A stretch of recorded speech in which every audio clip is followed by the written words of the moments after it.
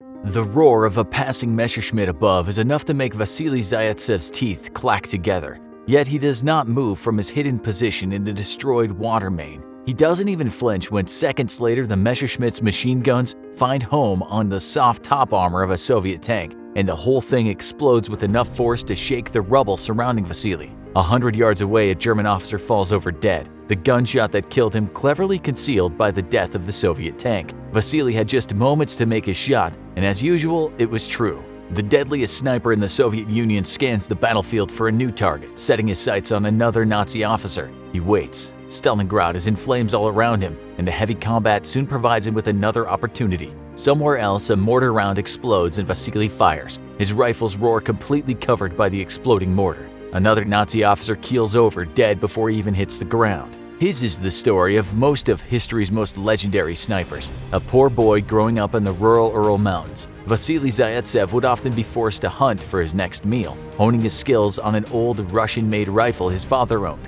Learning to shoot with his first iron sights and then a simple telescopic sight, Vasily quickly grew to be an expert marksman, mastering the skills in the inhospitable mountain passes that would one day serve him well in the defense of his homeland. Young Vasily wouldn't have to wait long to put those skills to the test. After graduating from high school, Vasily went to enroll in a trade school where he learned to become a fitter and work on a construction site. Vasily, however, also took accounting classes which would see him become a clerk upon joining the Soviet Navy in 1937. The Soviet military of the late 1930s was one in dire need of good officers after political purges overseen by Stalin, and thus Vasily got the opportunity to train at a military academy and upon graduation was assigned as head of the finance department of the Pacific Fleet. Initially happy to plan the budget of the Soviet Navy's Pacific operations, Vasily's life seemed destined for peace and quiet, which suited the budding artist well. Yet the world had other plans. At 0100 hours on Sunday, June 22, 1941, telephones at Soviet Union headquarters all around the western military districts began to ring.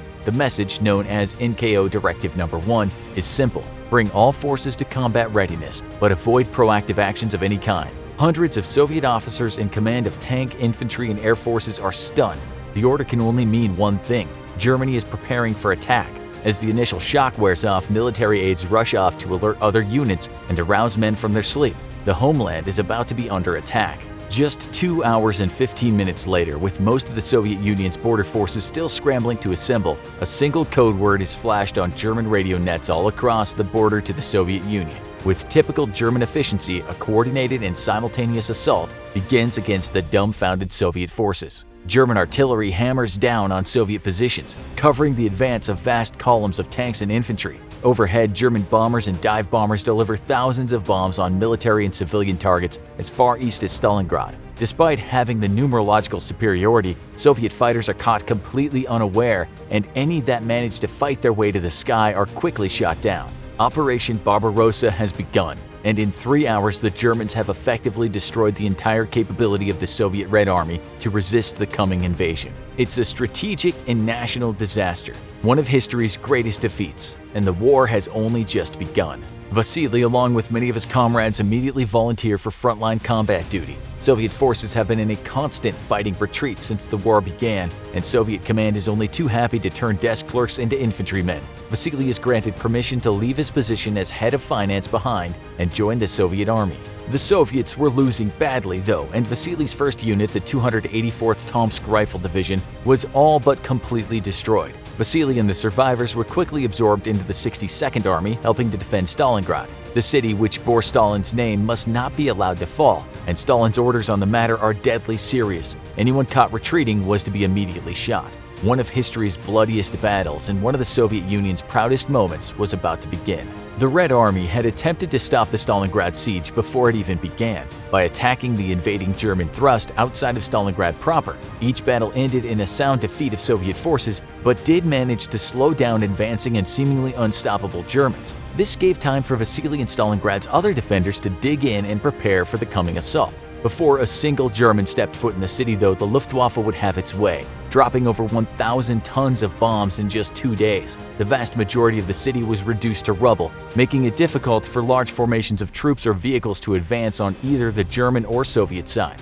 For Vasily, though, the Luftwaffe had just set the stage for one of the greatest sniper battles in history. Having already distinguished himself as a marksman, Vasily had been tasked with teaching other Soviet soldiers to be snipers. As the battle for Stalingrad raged on, though, Vasily took to the post-apocalyptic ruins of the city to hunt his quarry, proving a terribly effective predator. Day after day, Vasily prowled the shattered buildings, often with the help of a scout. The two men would sit across from each other in a dedicated kill zone and confuse German infantry by firing in succession. The Germans would thus not know which direction exactly the deadly sniper fire was coming from, a tactic so effective it's still used today. To hunt his quarry, Vasily would cover himself in white rags to hide in snowbanks, or in filthy gray and brown rags to better blend in with the rubble of a destroyed building. Patience, much more so than marksmanship, was Vasily's greatest strength, and he would sit silently for hours, waiting for the perfect target to present itself. For Vasily, the hunt was a thrill, and nothing beats scoring a high-value target. As Vasily himself would go on to say, nothing was better than watching a German officer exit his tent or vehicle,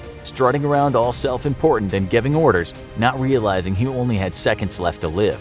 Vasily would go on to rack up an impressive kill count of around 248 confirmed kills, though this is not without some controversy. In the madness and chaos that was the battle for Stalingrad, it would have been difficult to truly confirm Vasily's total kill count, though many sources claim that Vasily's prowess was exaggerated for the benefit of Soviet propaganda.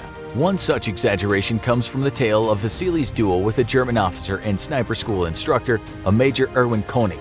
According to Vasily's own memoirs and Soviet accounts, the major was dispatched on a mission to hunt down and eliminate Vasily personally, who was proving to be a deadly threat to German commanders in the field. The two men engaged in a sniper duel lasting hours, with Vasily at last emerging the victor after the major gave away his position by the glint of light falling on his rifle scope. A heroic tale, yet one that has no historical backing, as the German army has no records of this Major Erwin Koenig, and the Soviets claimed that the Germans simply hid the event so as to avoid embarrassment, but the Red Army itself was never able to procure the documents allegedly found on the major's body, identifying him as the head of a German sniper academy. No historical proof of Major Erwin Koenig's existence has ever been discovered, and it's almost certain the story was Soviet propaganda meant to boost morale. While many Soviet war heroes would find themselves pulled off the front lines so as to avoid the blow to morale news of their death would bring, Vasily carried the fight all the way into the heart of Germany itself. It was there, just outside Berlin, that Vasily would see the war that made him one of history's most legendary snipers come to an end. Vasily would earn the rank of captain and earn the title of Hero of the Soviet Union, a well-deserved award. Dying just 11 days before the fall of the Soviet Union in 1991, Vasily requested that he be buried at the Monument to the Defenders of Stalingrad in the now renamed Volgograd. Yet, when he was buried in Kiev instead, he would be reburied in 2006 with full military honors at his chosen resting place, where he and other heroes of the Soviet Union rest to this day, at the exact spot they had turned the tide of the war that nearly claimed their nation. Think you've got what it takes to be a legendary sniper? Check out how to become a US Army sniper, or click this other video instead.